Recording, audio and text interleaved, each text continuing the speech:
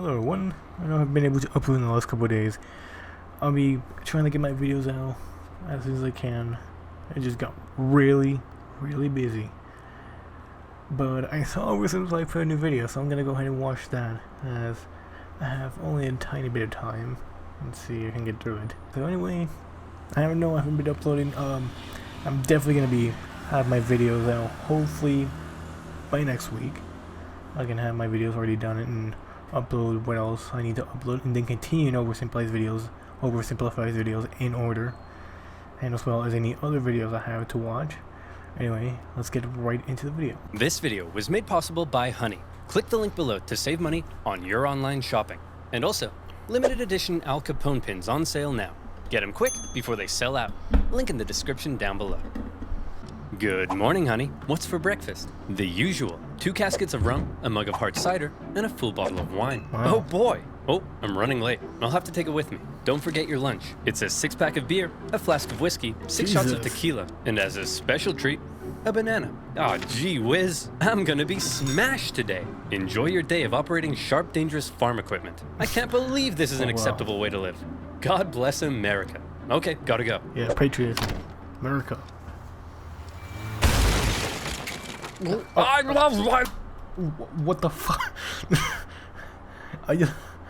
What the fuck is that? Is that a goat just made of a human? Is that?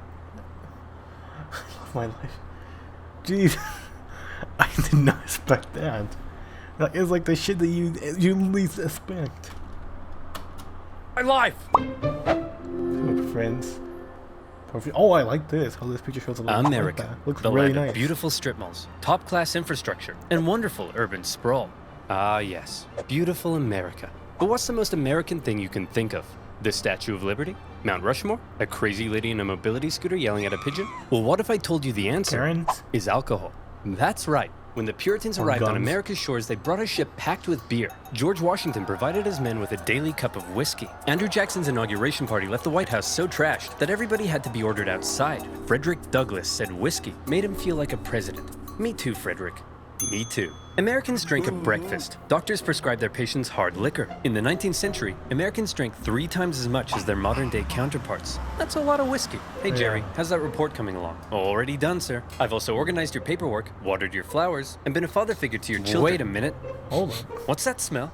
Have you been drinking at work? No, sir, I would never. Well, why not? Everyone else is doing it, but I got all my work done. You're fired!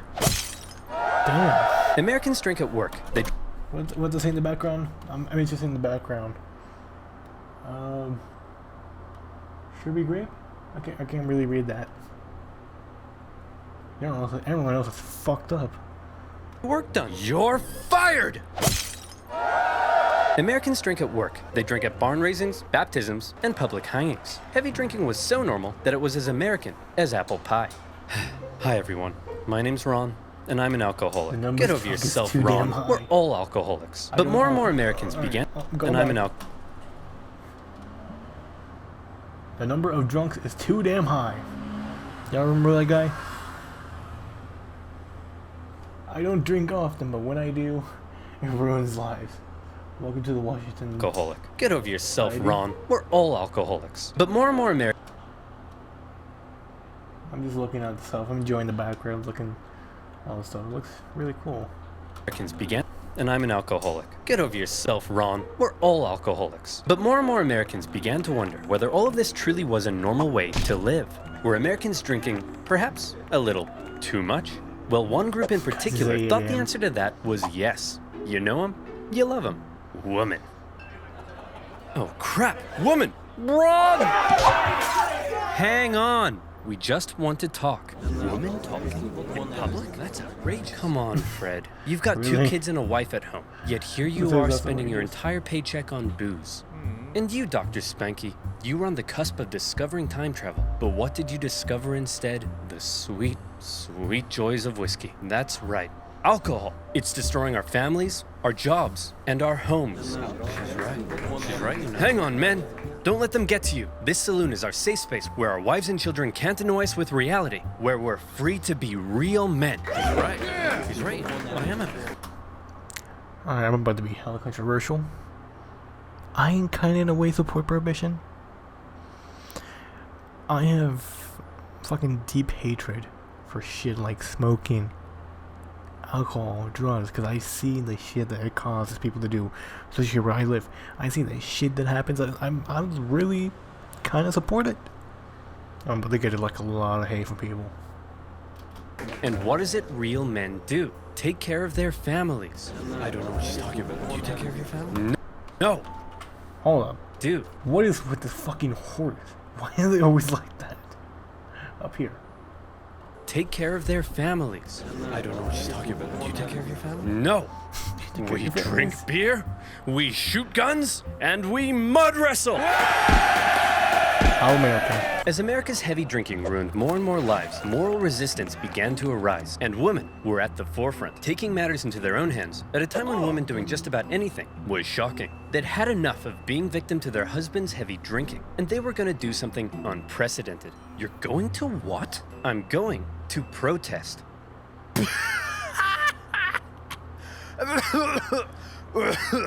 Oh, sweetie, women can't protest. Shocked. Starting in Ohio, before spreading nationwide, women began a crusade against alcohol. They marched through towns and cities, singing hymns, gathering outside saloons, and praying on their knees. Women praying was so terrifying that in some towns, schools were shut and business stagnated. On one occasion, firemen were called out to hose down the dangerous praying women. On another, the owner of a beer garden reportedly held a cannon outside and threatened to reduce the savage women to dust. Nevertheless, they persisted. They formed the WCTU in 1874, and they organized. They set up homes for inebriate women. They installed water fountains in public parks. They wrote textbooks for school children that can... Alright, let's read this. Hygiene. People adapted to intermediate classes in common schools. Prepared under the direction of the Department of Scientific Instruction of the Women's National Christian Temperance Union. I'm gonna get my mic a bit closer. I can't read my fucking screen. I have to get really close. With the preface and endorsement of scientific accuracy, A.B. Palmer,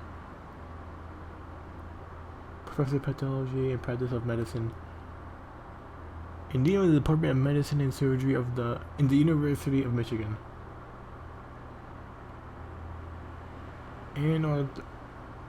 And at Ann Arbor, an author of the Theater of the Science, Practice of Medicine, copyright 1884. Contains some interesting claims about drinking alcohol. Here's little Timmy. Uh-oh. Looks like Timmy's gonna have his first drink. He's taking a small sip of whiskey, and Timmy has spontaneously combusted. The end. The woman's efforts weren't in vain. The end. In small towns across America, drugstores agreed to stop fulfilling prescriptions for alcohol. Men committed themselves to giving up drink. Inspired by the woman's moral fervor, some saloon owners closed their doors. The Women's Crusade and other temperance movements were forcing people to reconsider alcohol's role in society, and more people began to side with the growing temperance movement. Many states had even begun enacting their own dry laws that restricted the sale and use of alcohol. One of them was Kansas, where alcohol had been outlawed since 1881. Despite this, many illegal saloons remained open, and authorities had done just about nothing to stop them. One woman, disgusted by what she saw, decided she would take the law into her own hands. And not just any woman, a terrifying, hatchet-wielding, sweet old lady named Carrie Nation. Armed with her trusty hatchet and a bag of what she called smashers, she traveled from town to town visiting saloons. But she wasn't there to get smashed. She was there to smash. The men could do nothing but cower as sweet little Carrie hulked out and tore the place to shreds. She went to Kiowa and smashy smashed. Wichita, smashy smash. Topeka, smashy smash.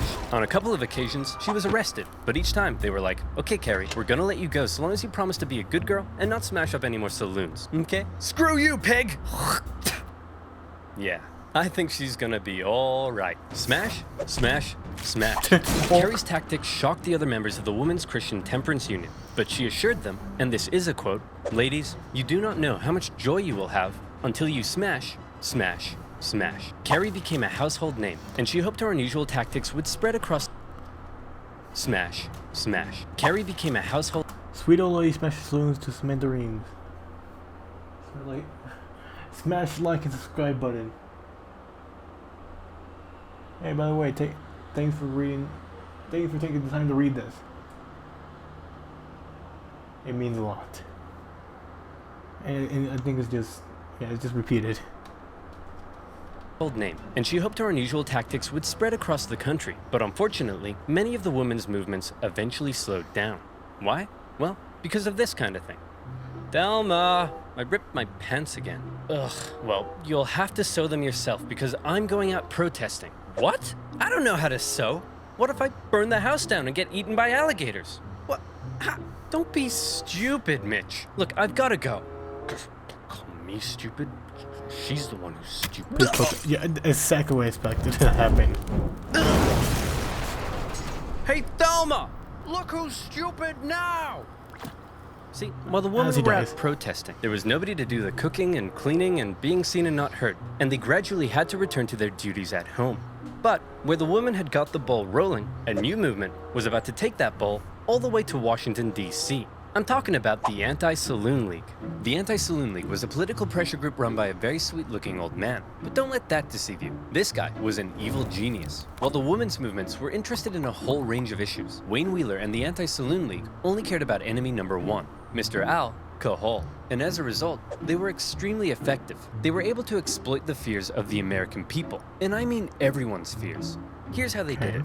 Hello, sir. Welcome to the Liberal Progressive Rally. Why don't you introduce yourself? Well, I'm Patty, and I'm an immigrant from Ireland. And tell me, Patty, do you drink? Oh yes, I drink a lot. See, folks, people like Patty come here looking for a better life, only to end up drunk in the gutter. Don't worry, sir. We're gonna help Dick you. move. Say that. Hey man, you're doing great. I just need you for one more thing. Hey, Christian conservatives. This is Patty. He's a dirty Catholic Irish immigrant who's come to destroy America with his alcohol-fueled debauchery! Workers were told Jeez. alcohol was a capitalist ploy to keep them subjugated. Factory owners were told alcohol was making their irresponsible workers lazy. The black community was warned alcohol was hindering its progress, while racists were warned alcohol would turn black men into brutes. In one of the most confusing eras of American politics, totally opposing groups found themselves agreeing on at least one thing. Alcohol was bad. The Anti-Saloon League also made great use of propaganda, something prohibitionists have been doing for decades. Wet or dry? Vote wet for my sake. Vote dry for mine. It is up to you to vote to decide. You voted to decide what the bottle does. Take this specimen, for example, that warns what will happen to you if you start drinking. Let's see. First you take a drink, you get a little rowdy, okay. You make some new friends, nice. Then you become homeless. You turn to crime, and... But the most effective tactic Wheeler used to force prohibition on America was... I haven't seen the last one happen yet, but I've seen most of those happen, actually.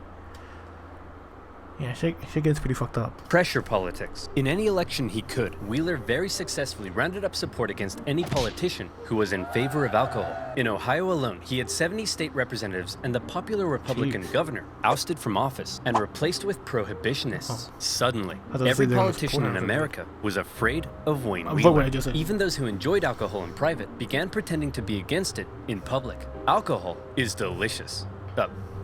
Malicious. Sorry, Wayne. I'm really drunk right now. Then it really hit the fan in 1917, when America found itself fighting in the First World War against Germany. Anti-German sentiment exploded. Sauerkraut became Liberty Cabbage. German measles became Liberty Measles. And Dachshunds became the embodiment of evil. See, America? You've always been this way. The biggest brewers in America were German, and Wheeler saw to it that drinking alcohol became akin to pro-German treason. The German brewers desperately tried to fight back, creating their own propaganda, presenting beer as a healthy beverage, one that you could even give to your kids. As you can imagine, it didn't go down well. President Wilson instituted some temporary wartime prohibition measures to save grain for food, and with many in the country now in support of prohibition, all that was left was to make it law. One problem was that taxes on alcohol made up nearly 40% of the US government's annual revenue, and the government wasn't just about to give that up. No problem. The Anti-Saloon League helped lobby for the creation of a new income tax on the American people, and just like that, the government was no longer reliant on alcohol. Prohibition was finally introduced to Congress in 1913, not just as a law, but a constitutional amendment. In 1917, as the House held their final vote on the Prohibition Amendment, Wheeler was watching from the gallery. You spineless cowards. I know half of you drink, yet here you are bowing down to Ned Flanders up there. Look at him, like he's some kind of Caesar. Ugh, don't be so dramatic. I obviously don't think I'm Caesar. Now release the lion. Yep, there In we the go. end, Prohibition passed the House easily, 282 votes to 128, and the states ratified the new amendment by 1919. America, a nation obsessed with liberty and freedom, had just voluntarily given up its private right to choose whether or not to drink alcohol. We did it, folks. We fixed everything. America will be perfect forever. But you just dissolved America's 5th largest industry and lost tens of thousands of jobs for us immigrants. No, you idiot. You don't get it. We helped you, idiot. Ugh, I could really go for a beer. Oh, no. Immediately Yeah, after there you Prohibition went into effect, alcohol consumption in America decreased as Americans followed the law and tried not drinking. Man, if we're gonna be law-abiding good boys, we need something else to fill the dark, lonely void that delicious beer once did. Well, how about we crack open a nice cold can of water? Hell yeah. Toss it over. Nah, this isn't doing it for me. Let's try knitting. This gonna isn't do it filling either. the dark void at all. Wanna play some kites? Ah, screw it. Let's go get some illegal beer. While it seemed like many Americans supported Prohibition, after the law went into effect, it seemed like just as many Americans intended to keep on drinking, and they would go on to find a variety of ways to break the new law. Here's a question for you. Do you like breaking the law? Nope. Well, shame on you. Or do you like saving money Or maybe when I you do, who shop knows? online? Then you should Oh, use the ad. Honey. Do you ever shop in store? Of course not. Then you'd have to talk I to wonder real who the hell that guy is. You always see him in his videos. use I wonder Honey. who he is. Do you ever shop Yeah, that guy. in store? Of course not. Then you'd have to talk to real life people. Yuck. You'd rather shop online in the comfort and darkness of your mom's basement. Ah. And better yet, you can save money when you shop online with Honey. Honey is a free browser extension that scours the internet for promo codes and automatically tests them when you're checking out. Look at me. I'm buying a Baby Yoda smartwatch to increase my chances of getting a girlfriend. And look, Yoda. this Magic Dancing Coin Man has a promo code for me. Holy heckin' balls! I just saved $18.75. Watch out, ladies. And guess what? Those of you who've already installed Honey using my link have found over $247,000 in savings. So what are the rest of you waiting for, you big dumb stinky idiots? It's free and can be easily peasily installed in 2 clicks. So get Honey for free today by going to joinhoney.com/oversimplified. That's joinhoney.com/oversimplified. And as always, you'll be supporting my channel. So thank you. Go Now do where that. were we? Go support the man. Oh yeah. Punching Let's watch Patty, many videos. passing Prohibition, and procuring pints. Pretty soon after the new law went into effect, the failures of Prohibition were already beginning to rear their ugly heads. For starters, the details of the new Prohibition law, written by none other than Wayne Wheeler himself, turned out to be more draconian than expected. Many Prohibition supporters only wanted to outlaw hard liquor and hoped beer would remain legal, but the Volstead Act outlawed anything over 0.5%. That would make Liberty Cabbage illegal. Secondly, the new law was full of loopholes that Americans very quickly began to exploit. For example, while the course we did. sale Of and course we did. manufacture of liquor was illegal, drinking it wasn't. And you could also keep any alcohol you had before the law went into effect. So many private clubs hoarded huge amounts of alcohol that saw them through the entire Prohibition period. Whiskey intended for medicinal purposes was also allowed, and doctors basically became bartenders. It looked as though a full-on epidemic had broken out, as there was a sudden surge in prescriptions for whiskey. Sacramental wines used by churches and synagogues were also permitted. Orders for communion wine suspiciously skyrocketed by millions of gallons. And as rabbis had access to religious wine, suddenly everyone was becoming a rabbi. You had Rabbi Pat O'Leary, Rabbi LL Cool J, Rabbi Fluffy. But don't worry, I'm sure all these definitely legitimate Fluffy's religious figures American, yeah. couldn't possibly be selling wine in the back alley after Mass. Yep, definitely nothing strange going on here. New products also hit the shelves in stores, such as Vine Glow, a brick of dehydrated grape juice, itself not alcoholic and therefore perfectly legal. But the packaging did contain a strangely specific warning. After dissolving the brick in a gallon of water, do not place the liquid in a jug in the cupboard for 20 days, because then it would turn into wine. I'll take 1,000. Yes, sir. Now, at this point, I want you to think Alright. back for me, if you will, to the year 2005. You're the coolest kid around, and you convince your parents to rent the greatest movie of all time from your local Blockbuster. But the movie starts with a strange message, something about not downloading a car. You immediately disregard that and hop on Kazaa to download the greatest song of all time, and in the process, drain your dad's bank account with copious amounts of ransomware. You were breaking the law, you bad boy or girl, but did anyone come to arrest you? No. That's my point. If no one's enforcing a law, while everyone's breaking it, is it really a law? And so it was with Prohibition. See, the conservative-led governments of the decade were also the kind of people who believed in small government spending. So they'd passed a law that would be extremely difficult to enforce, but also didn't want to spend any of the money required to enforce it. The newly created Bureau of Prohibition only had 1,500 agents to cover the entire country. That's one agent for every 70,666 Americans in a massive country with 12,000 miles of coastline and one gigantic land border with Canada. Good luck, schmuckos. And all these clever little loopholes people were using to score illegal booze were only just the beginning. America was about to devolve into alcohol-fueled criminal chaos. By outlawing it, Prohibition had made alcohol a precious commodity, and millions of Americans would become outlaws as they found a variety of ways to score illegal booze. For example, many Americans began making their own liquor. Illegal stills from making moonshine were found by Prohibition agents from the hills of Kentucky and the caves of Arizona to parking lots in major cities, and even in the homes of Prohibition-supporting politicians. Oh, come on now, fellas. I voted for Prohibition. I'm not gonna have an illegal still. What's this? That's my son, Freddie. Say hi, Freddie. Sir, this is obviously an illegal still. How dare you? Hey, what's this in the bathtub? That's bath water. Why does it taste like alcohol? Here's a better question. Why are you tasting my bath water? Weirdo. Come on, Freddie. Let's get away from these perverts. To discourage moonshining, the government began adding extra toxins to many of the products moonshiners were using, which resulted in many cases of severe illness and death. But alcohol wasn't just being made at home. Along America's vast coastlines, rum runners smuggled alcohol into the country by sea. A floating supermarket known as Rum Row extended along the East Coast. I haven't paused in like 7 minutes. I should pause a bit more and give more commentary. Just beyond America's maritime limit, and bootleggers frequently sailed out in small boats to pick up shipments of booze. These bootleggers could then be found selling their illegal products everywhere, even in the halls of Congress. Wow, Pop. One day, I want to work here. Well, son, if you work hard and never give up, one day even you could be a massive hypocrite.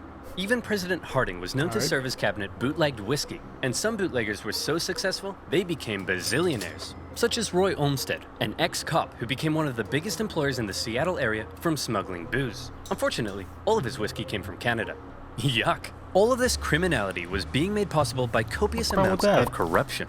Across the country, armies of government officials were persuaded to turn a blind eye.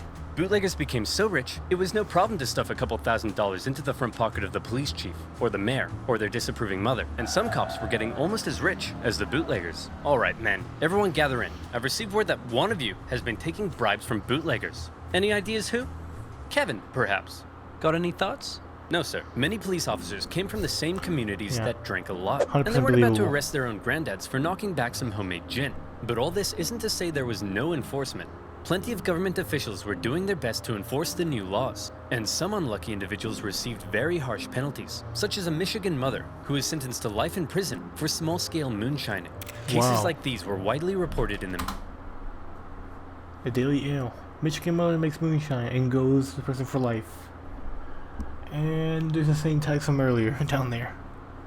Media, and only served to make Prohibition even more unpopular. But not just that, the media also loved to cover the exploits of the most famous booze of the world, business booms for brilliant bootleggers. Still the same text from earlier. Bootleggers, turning them into national icons. One of the biggest bootleggers was a man named George Remus.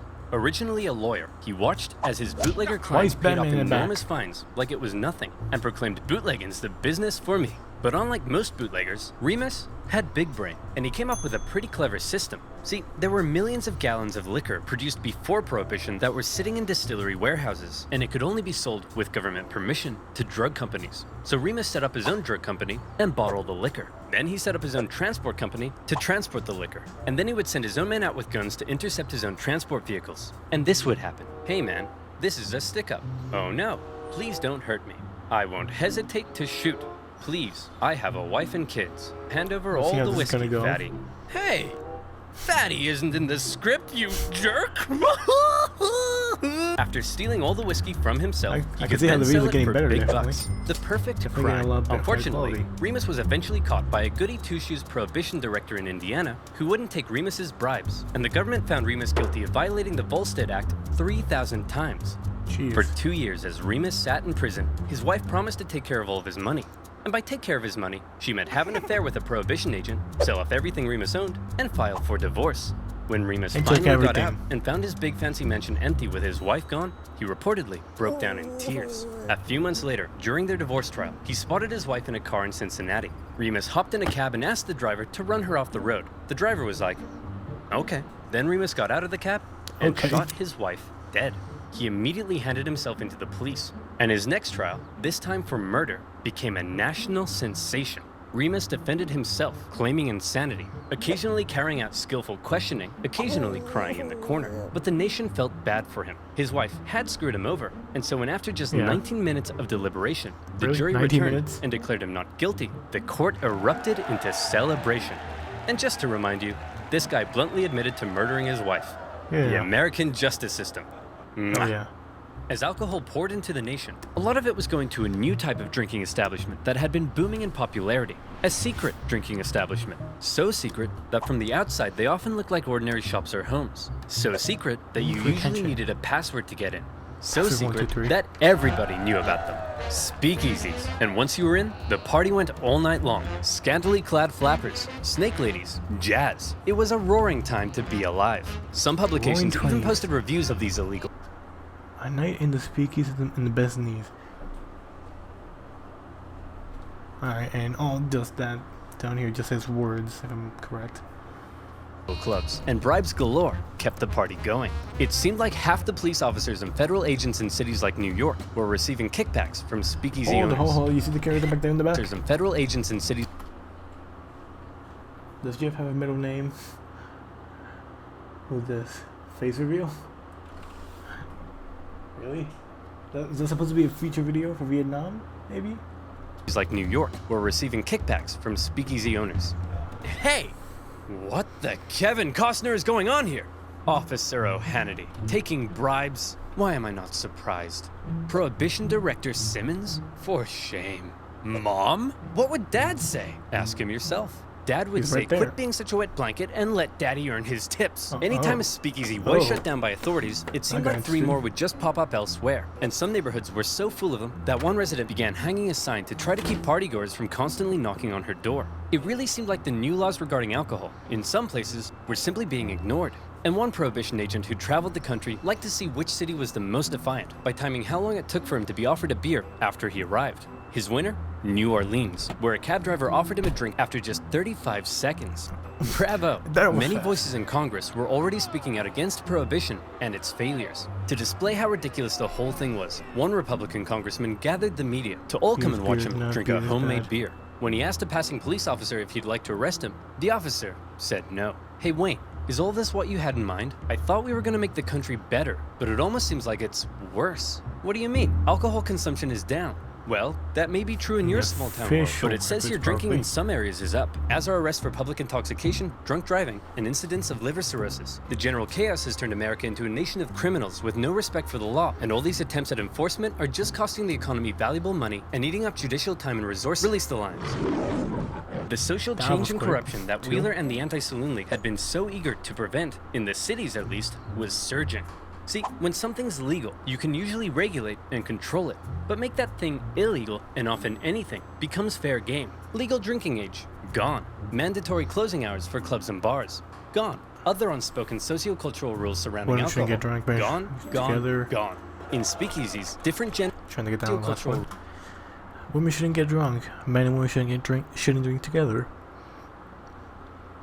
People should pee in the neighbor's mailbox while singing Tanny Boy. rules surrounding alcohol. Gone, gone, gone. In speakeasies, different genders and ethnicities were beginning to mingle in a way they hadn't done before. The Roaring Twenties saw a monumental shift in culture, not least of all because now men and women could flirt in public without being damned for eternity. An outraged Wayne Wheeler did his best to make sure that anyone breaking the law was punished. He had even stricter legislation put in place in New York. But all this did was clog up the justice system with petty drinking violations, and judges began letting everyone off with light fines, so the judges could get back to dealing with things that actually mattered. You know, things Yeah. like murder. And there was plenty of murder. Because bootleggers and moonshiners were one thing, but Prohibition had given another kind of criminal an opportunity to make a fortune. Mobsters and gangsters. Hey Fat Tony, big news. Hey Fat Joey, what's up? I just got word from Fat Louie here that the government's outlawing alcohol. You know what that means. That means we're gonna be rich. Quick, call Fat Polly and let's go hijack a liquor truck now. All right. Hang on, let me tell my wife first. Hey, Fat Susan! No pizza for Fat Joey tonight, capiche? Stop calling me Fat Susan! Come on! Rival gangs began to battle in America's cities, raiding each other's transports, assassinating rivals, and trying to take control of their city's illicit booze trade. Every city had its top dog. Detroit had the Purple Gang. New England had Charles King Solomon. But no city was as infamous for gang violence and murder as Chicago. The city had multiple gang factions, and at first, they agreed to stay in their own neighborhoods. But the thing about criminals is that they're criminals, and the agreements inevitably broke down. One day, the leader of the Italian Southside gang was walking along the street when this happened. And he was like, you know, I think I'm done with this, and left for New York, leaving his crime empire to his chief enforcer, none other than Al Capone. Having been knifed in the face in his younger years, Capone earned himself the name Scarface. Although interestingly, he hated that nickname and preferred to be called Snorky. Snorky was ruthless, just like any other gang leader in America. But what set him apart from others, the reason he's become synonymous with 1920s gang warfare, is this. Most other gang leaders would try to keep a low profile because, you know, they're killing and murdering and stuff. But Capone lived for the fame and kept an extremely high public profile, frequently speaking with the media about his exploits and presenting himself as a gracious host, providing Chicago with good times. No need to thank me, fellas. I just provide the city with a valuable commodity while doing away with the competition. You mean you murder people? Whoa, who said anything about murder? I just, you know, force my rivals underground. When you do the thing with the hands, 6 feet under. Like you're talking about murder. Whoa, look at you with the brains. No, I just help people retire. Wait, no, they don't put them from life, they make them, murder. They just hide the body somewhere else in Al the forest. Snorky Capone was somewhat of an enigma, brutal in how he dealt with enemies, but in front of the camera, he was all smiles. One day, he'd be ordering hit after hit. The next, he'd be signing autographs in Wrigley Field. One day, he'd be bludgeoning members of his own gang with a baseball bat for conspiring against him. The next, he'd be playing Santa at a nearby parochial school. And no murder could ever be traced back to him. Just like every other criminal, he stuffed the pockets of city officials with cold, hard cash. And all right, back to the board right there. To him, just like every other criminal. Dog. Can't read that in the back. Who this? Face reveal. Did they show that? I don't know what the it's from. Yeah, I don't know. I think that maybe Vietnam. I don't know. Because I think Oversimplified said in another video that he was gonna do a video for Vietnam. I don't know what that. I can barely see it. It's hard to see from here. He stuffed the pockets of city officials with cold, hard cash, and any who did try to oppose him sometimes found themselves being thrown down the steps of City Hall in broad daylight.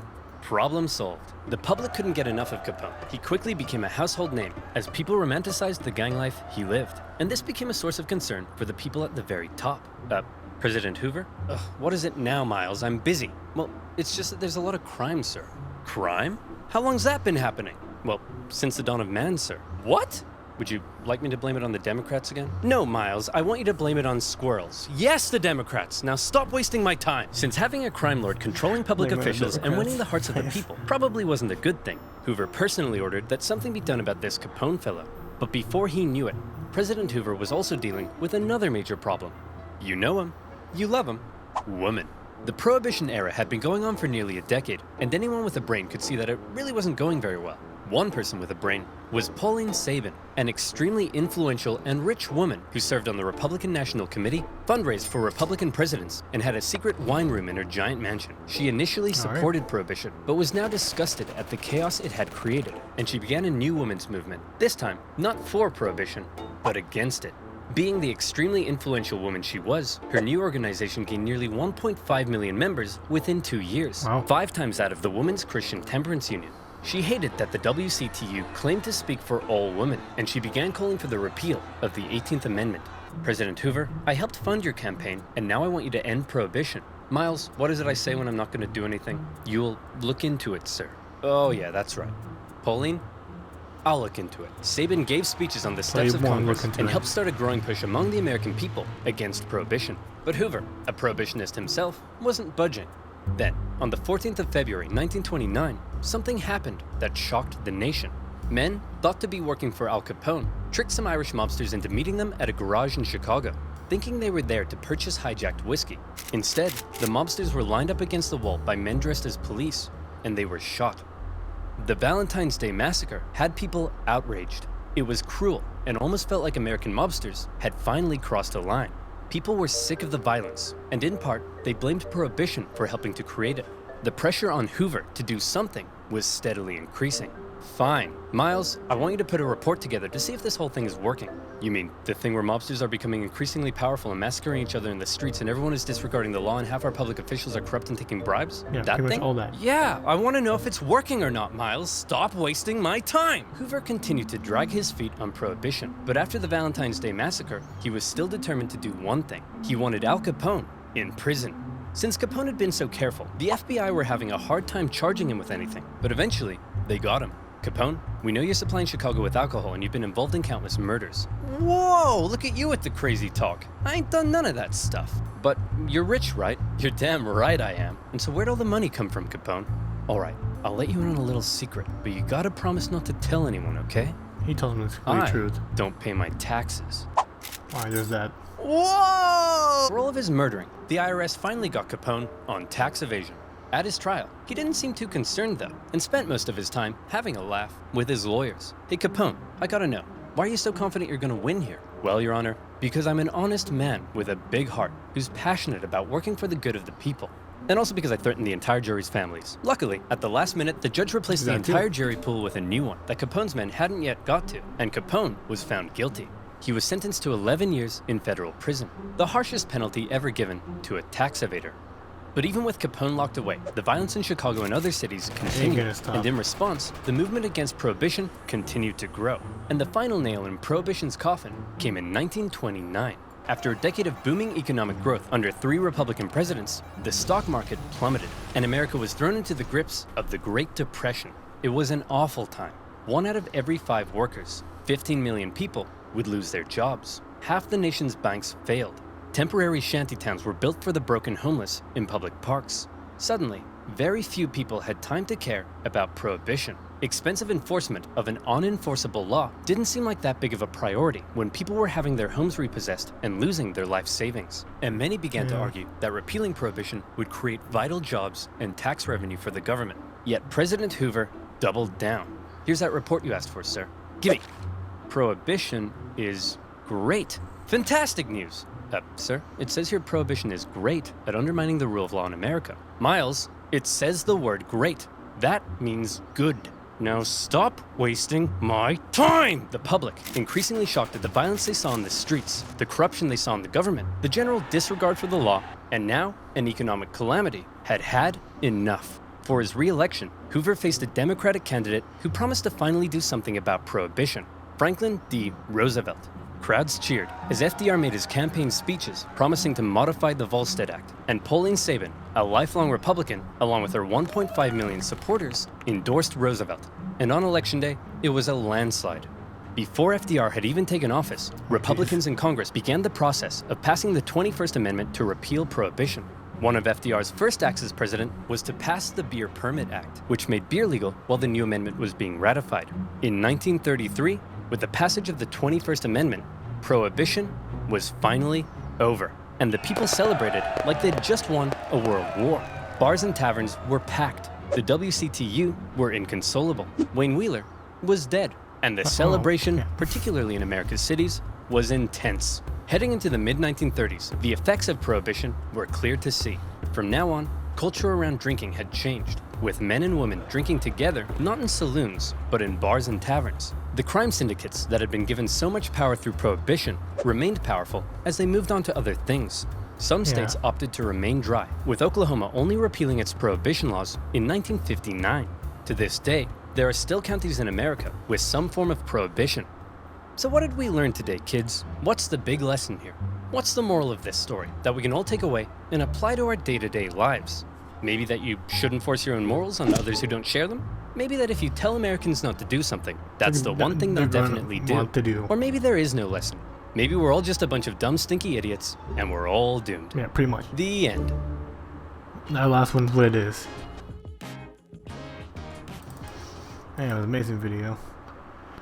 Oversimplified does a really good job at making his videos. He's already had 39,000 likes. Hold on, let me refresh the page. I just spent here for the last 30 minutes. So it's good to refresh the page. Let's see how many. He's already at 55K. Yeah, I mean, of course, he makes all amazing content. So yeah. Hope you guys enjoyed this video. I'll see you guys in another one, hopefully next week when I can start uploading again.